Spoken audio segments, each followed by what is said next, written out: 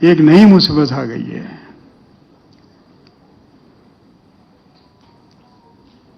ఎన్నికల సంఘం అత్యున్నతమైనటువంటి రాజ్యాంగ వ్యవస్థ. కృష్ణ అయ్యర్ గారు, జస్టిస్ కృష్ణ అయ్యర్ గారు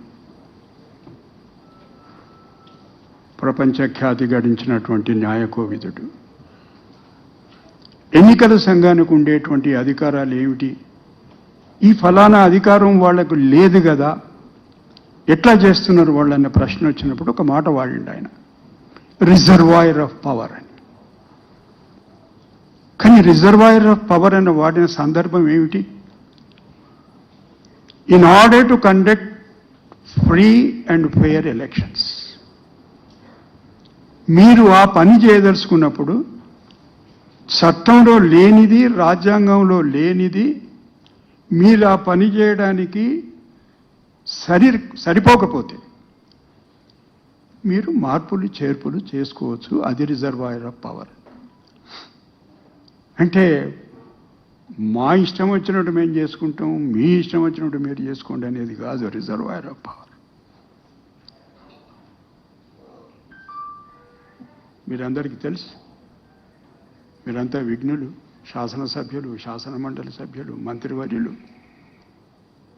సుదీర్ఘమైనటువంటి రాజకీయం ఉన్నట్టు కేశవరావు గారు ఉన్నారు. ఈ దేశంలో ఉండేటువంటి ప్రజలు మొదలు ఓటర్లు అయ్యి తర్వాత సిటిజన్స్ అయ్యి.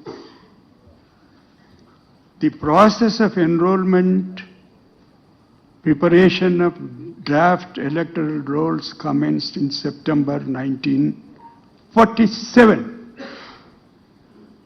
స్వాతంత్రం వచ్చిన ఒక నెల రోజుల తర్వాత, in anticipation of the constitution.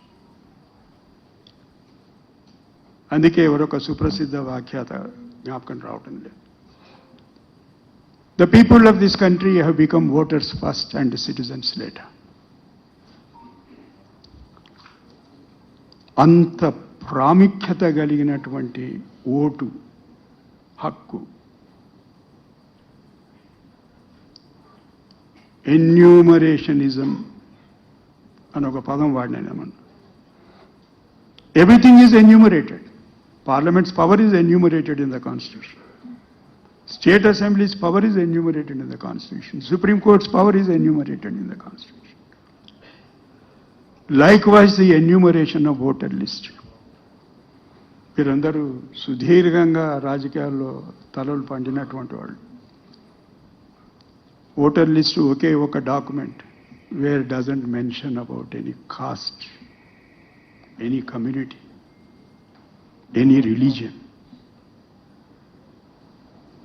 Universal adult suffrage.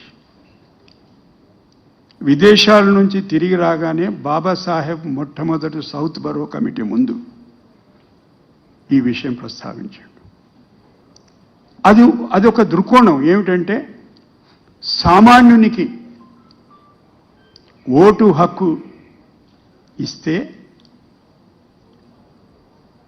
అత్యంత దరిద్రమైనటువంటి పరిస్థితుల్లో ఉన్న తన వాళ్లకు ఒక ఆయుధం. It would be an instrument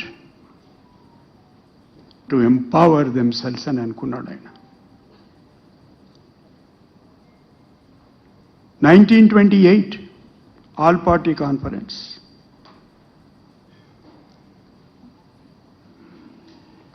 Motilal Nehru గారిని అడిగినటువంటి సందర్భం, యూనివర్సల్ అడల్ట్ సఫరేజ్ ఉండాలన్నా లిమిటెడ్ సఫరేజ్ ఉండాలి. సుదీర్ఘంగా చర్చించి ఒకే ఒక మాట అన్నారు,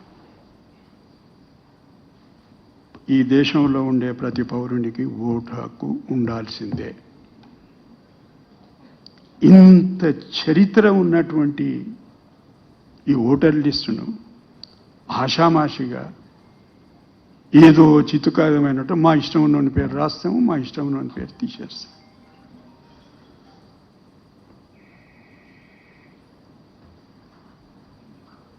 ఇంకా ప్రజాస్వామ్యం ప్రమాదంలో పడకపోతే ఓటర్ లిస్టును మా ఇష్టం వచ్చినట్టు తయారు చేసుకుంటామంటే ఎట్లా కుదురుతుంది? ఎట్లా సాధ్యమవుతుంది? ప్రజాస్వామ్యం ఎట్లా బతుకుతుంది? ఇదొక అంశం నేను మీ ముందు వచ్చి నిలబడడానికి. ఇది చాలా తీవ్రమైనటువంటి విషయం. బీహార్లో జరుగుతున్న పోరాటం ఏదో ప్రతిపక్షాల మధ్యన వాళ్ళ మధ్యన జరుగుతున్నట్టు పోరాటం కాదది. బాబాసాహెబ్ అండ్ మహాత్మా మొట్టమొదటిసారి agreement was on universal adult suffrage in the third round table conference. మొదటి రెండింటికి మీకు తెలుసు పోలేదు మహాత్మా. మూడో దానికి పోయినప్పుడు దీని మీద ఏకాభిప్రాయం.